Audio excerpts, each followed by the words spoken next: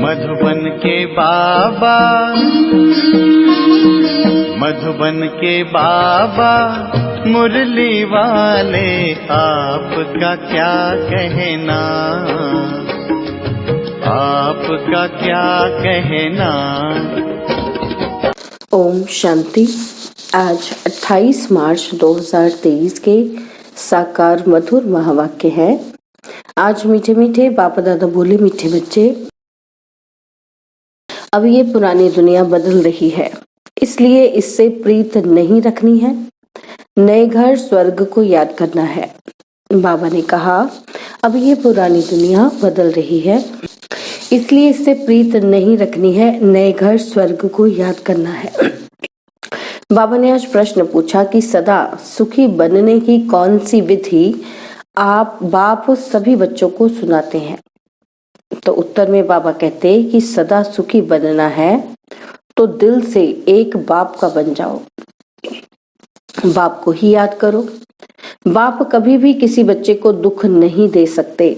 स्वर्ग में कभी किसी का पति, किसी का बच्चा मरता नहीं। वहां यह अकाले मौत का धंधा नहीं होता है। यहाँ तो माया रावण दुखी बनाती रहती है। बाबा है दुख हरता, सुख करता। मुरली का गीत है, दुखियों पर कुछ रहम करो माँ बाप हमारे। ओम शांति। ये वही माता पिता फिर से सदा सुखी बनाने के लिए राजयोग सिखला रहे हैं। जैसे कोई बैरिस्टर बैरिस्टर की नॉलेज देते हैं। अब यह है बेहद के माता पिता, स्वर्ग के रचयिता। वह बैठ बच्चों को स्वर्ग का मालिक बनाने के लिए शिक्षा देते हैं। ऐसा तो कोई कॉलेज नहीं होगा जिसमें स्वयं भगवान बैठ पढ़ाए। यहाँ खुद भगवान बैठ पढ़ाते हैं, भगवान भगवती बनाने। सत्य में श्री लक्ष्मी नारायण को भगवान भगवती कहा जाता है। नई दुनिया का मालिक किसने बनाया? वह सत्युग के मालिक थे। भारत में सत्युग आदि में देवी देवताओं का राज्य था। अभी है कलयुग, देवताओं का राज्य ही नहीं। देवताओं से सब बदल कंगाल मनुष्य बन गए हैं। देवताएं तो बहुत धनवान सुखी थे और अभी कलयुग का अंत होने के कारण सब मनुष्य बड़े दुखी हैं। लड़ाई लगेगी, मनुष्य बड़ी त्राही त्राही करेंगे, बहुत दर बदर होंगे। मनुष्य बिल्कुल निधन के हैं क्योंकि स्वर्ग के सुख देने वाले माँ बाप को जानते ही नहीं। तुम उस माता पिता के बने हो, तुमको माता पिता से अथाह सुख मिलते हैं। मनुष्य जो भक्ति करते हैं वे कोई भगवान को याद नहीं करते। भगवान को तो पत्थर ठिक्कर कुत्ते बिल्ली में ठोक फिर अपने को भगवान समझ बैठे हैं।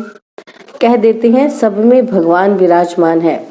पतितों में भगवान को विराजमान समझना तो ग्लानि हुई ना, परंतु ये भी ड्रामा में मनुष्य को भूल करनी ही है और बाप को आकर अभूल बनाना है। मनुष्य को पता ही नहीं पड़ता भगवान तो एक होता है, हजार थोड़ी होंगे। लौकिक बाप तो बहुत हैं, वह तो जानवरों के भी होते हैं, परंतु सबका सदगति दाता पतित पावन एक है।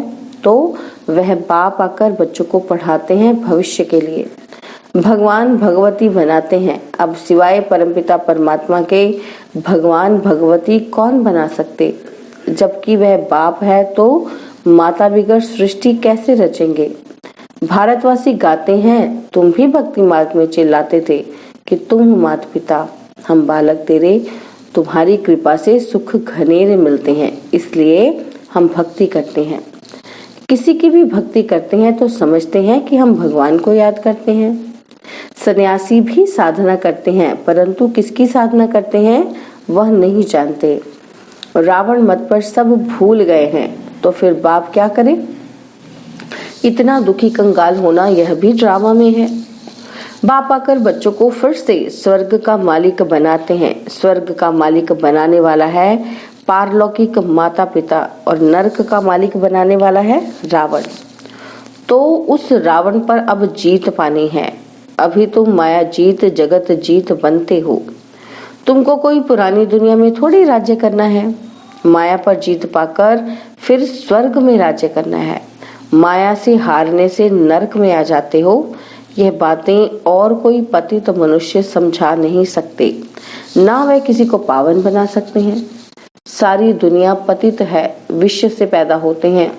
देवी देवता तो सर्व गुण संपन्न 16 कला संपूर्ण है। वहां विश्व का नाम ही नहीं, भगवान को भी कोई जानते नहीं, तो उनको गुरु करने से क्या फायदा। न खुद भगवान से मिल सकते, न औरों को मिला सकते। आत्मा परमात्मा अलग रहे बहुकाल, तो फिर मिलाने वाला भी वह परमपिता परमात्मा चाहिए।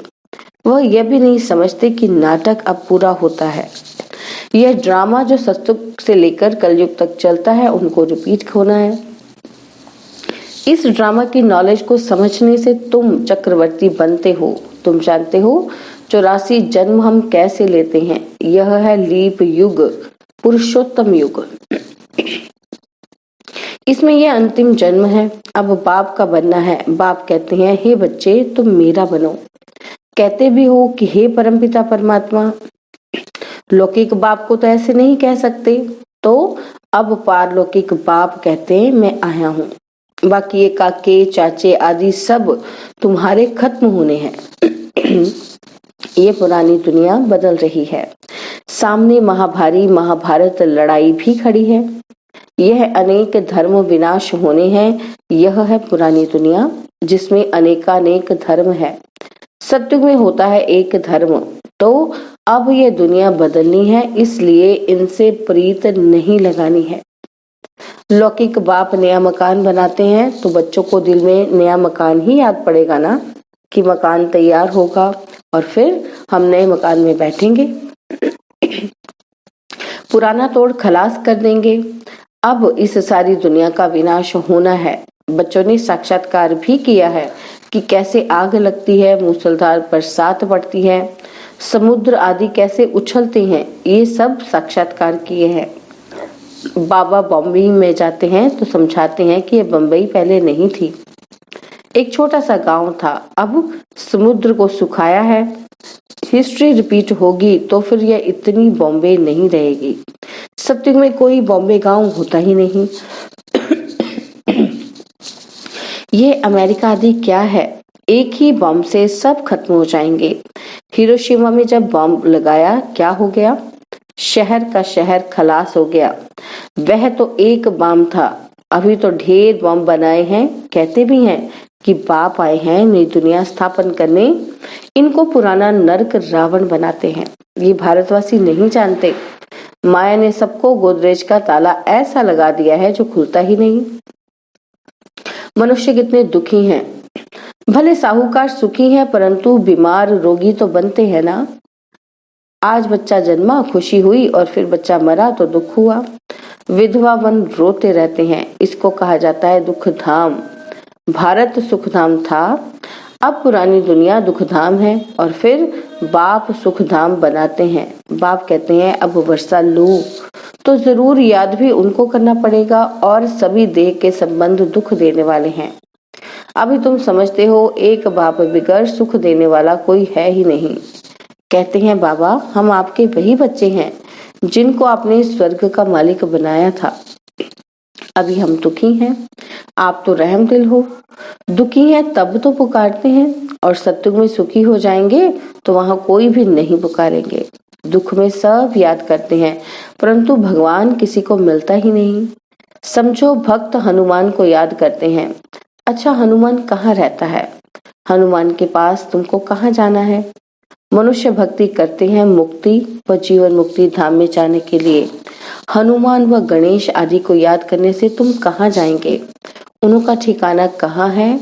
उनसे तुमको क्या मिलना है? कुछ पता ही नहीं। बाप समझाते हैं कि सृष्टि में सुख देने वाला एक मैं ही हूँ। ऐसे नहीं कि भगवान ही सुख देते, भगवान ही दुख देते। वही बच्चे देते हैं तो सुख होता है, बच्चे छीन लेते हैं तो दुख होता है। तो बाप कहते हैं कि हम तो सदैव सुख देते हैं और तुमसे सुख माया छीनती है। सत्युग में ऐसा होता ही नहीं, जो बच्चा मर जाए व किसी का पति मर जाए। यहाँ इस मायावी दुनिया में कभी किसी का बच्चा कभी किसी का पति मरते ही रहते हैं। ये धंधा स्वर्ग में नहीं होता है। यहाँ तो नर्क है। अब बाप कहते हैं कि अगर सदा सुखी बनना चाहते हो तो बाप के बनो। अभी तुम्हारी आत्मा और शरीर दोनों ही तमो प्रधान है। ऐसे नहीं कि आत्मा निर्लेप है, आत्मा में ही खाद पड़ती है। इस कारण अब जेवर भी आयरन एज्ड बन पड़े हैं। अब फिर तुम गोल्डन एज्ड बनने के लिए नॉलेज ले रहे हो। बाप आकर अमर बनाए अमरपुरी में ले जाते हैं। यहाँ तो मृत्यु लोक है। गीता में भी अक्षर है, अमरपुरी में आदि मध्य अंत दुख नहीं होगा। मृत्यु लोक में आदि मध्य अंत दुख है। ऐसे दुख धाम को भूल न पड़े। सुख धाम और शांति धाम को याद करना है। हम सुख धाम जा रहे हैं वाया शांति धाम, जहाँ के हम रहवासी हैं। यह भी स्वदर्शन चक्र हुआ ना। अपने बाप और स्वीट होम को याद करना है। कन्या बाप का घर छोड़ ससुर घर जाती है तो गाते हैं ना, पियर घर से चले ससुर घर। तो तुम्हारा यह है ब्रह्मा का पियर घर। अब तुम स्वर्ग ससुर घर जाएंगे, वहां सुख ही सुख है और यहाँ है दुख। कन्या भी घर छोड़ती है तो सुख के लिए, परंतु वहां उनको पति तो बनाए दुखी बनाया जाता है। अभी बाप समझाते हैं कि मैं तुमको एकदम नैनों पर बिठाकर स्वर्ग ले जाने के लिए आया हूँ। सिर्फ मुझे याद करो, वहां तुमको कोई दुख नहीं होगा। बच्चों ने देखा है श्री कृष्ण का जन्म कैसे होता है। पहले से ही साक्षात्कार होता है। जब शरीर छोड़ना होता है तो उसी समय साक्षात्कार होता है कि हम ये शरीर छोड़ जाकर प्रिंस प्रिंसेस बनेंगे। अब आत्मा शरीर से निकल जाकर गर्भ महल में बैठ जाती है। बच्चा पैदा होते समय कोई तकलीफ नहीं होती। वहां गर्भ महल में तुमको सुख ही सुख रहेगा और यहाँ तो गर्भ जेल भी है और जो चोरी पाप करते हैं वे भी गवर्नमेंट की जेल में जाते हैं। वहां ये दोनों जेल नहीं होती। पाप आदि कोई करते ही नहीं, उसको कहा जाता है पुण्य आत्माओं की दुनिया। तो बाप स्वर्ग में ले जाते हैं। देखते हैं कि इतने सभी पुरुषार्थ कर रहे हैं तो क्यों ना हम भी बाप से वर्षा लें, सदा सुखी बने।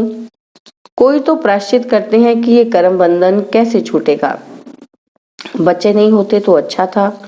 कोई शादी कर फिर ज्ञान में आते हैं तो कहते हैं कि पहले पता पड़ता तो शादी ही नहीं करते। ऐसे बहुत लिखते हैं। जिनकी तकदीर जब खुलनी है तब आते हैं, सो भी पसंदी पर है। एक सप्ताह बाप के बच्चे बनकर देखो, पसंद आए तो बनना, नहीं तो जाकर लौकिक माँ बाप का बनना। फीस तो कुछ है ही नहीं। शिव बाबा का भंडारा है, ना कोई किताब आदि खरीद कर आते हैं, सिर्फ मुरली भेजी जाती है। बाप का खजाना है, वे फीस क्या लेंगे। हाँ, अच्छा लगे तो गरीबों के लिए लिटरेचर छपा लेना। भारत जैसा और कोई दानी देश नहीं। बाप भी आकर भारत में दान करते हैं।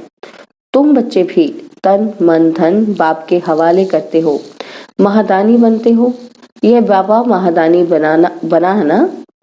तो आगे तो इनडायरेक्ट दान करते थे, अब खुद डायरेक्ट आया है। रिटर्न में स्वर्ग की बादशाही देते हैं। सस्ता सौदा है ना। और फिर कहते हैं कि अब आप समान बनाओ, विकारों को जीतो, देही अभिमानी बनो, अपने को आत्मा समझो। गाते भी हैं कि नंगे आए थे नंगे जाना है। पहले नंबर में देवी देवताओं की आत्माएं आई और उनके पीछे दूसरे नंबर वाले हैं। हेड है देवी देवता धर्म की आत्माएं, जो पहले आते हैं तो जाना भी पहले उनको ही है। ऑलराउंड उन्हों का पाठ है। ये सभी बातें समझने की हैं। जिनके भाग्य में है वे तो झट समझ लेते हैं ना। भाग्य में नहीं है तो दिल नहीं लगती। बाप कहते हैं अब मुझे याद करो, मैं ही तुम्हारा बाप गॉड फादर हूँ। कच्छ मच्छ कोई गॉड थोड़ी है। ये बातें बाप बिगर कोई समझा नहीं सकता। अच्छा, मीठे मीठे सिकिलते सर्विसेबल बच्चों प्रति माता पिता बाप दादा का याद प्यार और गुड मॉर्निंग। रूहानी बाप की रूहानी बच्चों को नमस्ते। हम रूहानी बच्चों की रूहानी बाप दादाजी को दिलवा जान सिकवा प्रेम से नमस्ते। ओम शांति। प्यारे बाबा, मीठे बाबा, मेरे बाबा, शुक्रिया बाबा, शुक्रिया बाबा, शुक्रिया बाबा। धारणा के लिए मुख्य सार है। पहला पॉइंट है तन मन धन सब पाप हवाले कर महादानी बनना है। आप समान बनाने की सेवा भी करनी है और देही अभिमानी होकर रहना है। सेकंड पॉइंट है, इस पुरानी दुनिया दुख धाम को भूल शांति धाम और सुख धाम को याद करना है। कर्म बंधन में कभी भी फंसना नहीं है। बाबा ने वरदान दिया, आने और जाने के अभ्यास द्वारा बंधन मुक्त बनने वाले न्यारे निर्लिप्त भव। आने और जाने के अभ्यास द्वारा बंधन मुक्त बनने वाले न्यारे निर्लिप्त भव। सारी पढ़ाई व ज्ञान का सार है आना और जाना। बुद्धि में घर जाने और राज्य में आने की खुशी है, लेकिन खुशी से वही आएगा जिसका सदा आने और जाने का अभ्यास होगा। जब चाहो तब अशरीरी स्थिति में स्थित हो जाओ और जब चाहो तब कर्मातीत बन जाओ। यह अभ्यास बहुत पक्का चाहिए। इसके लिए कोई भी बंधन अपनी तरफ आकर्षित न करे। बंधन ही आत्मा को टाइट कर देता है और टाइट वस्त्र को उतारने में खिंचावट होती है। इसलिए सदा सदा न्यारे निर्लिप्त रहने का पाठ पक्का करो। स्लोगन, सुख के खाते से संपन्न रहो तो आपके हर कदम से सबको सुख की अनुभूति होती रहेगी। सुख के खाते से संपन्न रहो तो आपके हर कदम से सबको सुख की अनुभूति होती रहेगी। ओम शांति। और अब यह एक बहुत अच्छी वीडियो भी जरूर देखें।